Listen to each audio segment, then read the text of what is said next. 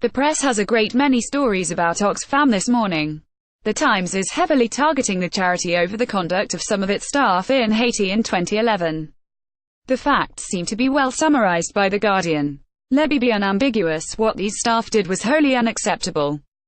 And let's also be clear, Oxfam clearly thought the same way. The staff were confronted. 4 were found guilty of gross misconduct. They were dismissed. 3 resigned, or were allowed to resign, according to the allegations. Quite how someone can, however, be prevented from resigning their job is hard to imagine, and this sort of thing seems to happen frequently in the police, for example, when allegations are raised. But apparently it's not allowed in Oxfam.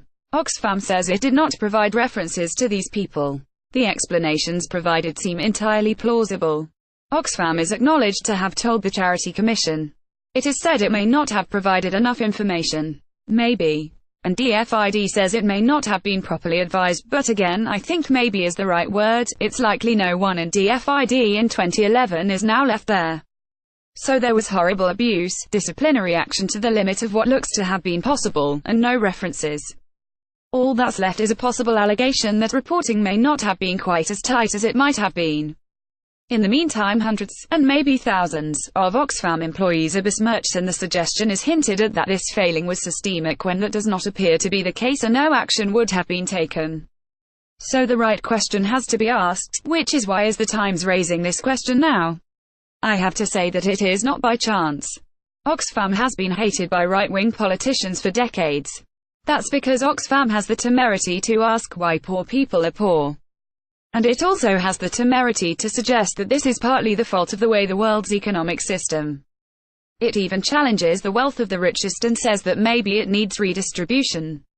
Nothing can justify what the Oxfam staff in Haiti did. I make that clear. But I make it as clear that I believe that the attack on Oxfam is deeply cynical and entirely because it has upset those with wealth. On balance then, Oxfam has faults, like everyone and every organization. But what it does is overall immensely valuable. The balance is weighted heavily in Oxfam's favor. Unless of course you're very wealthy and deeply offended by those who suggest that may not be entirely due to your own efforts, as Oxfam do. And that is what this is all about.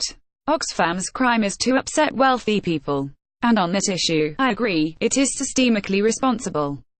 NB, I am aware of the sensitivity of this issue. Comments will be moderated with care, and for a change I will be heavy-handed with a delete button.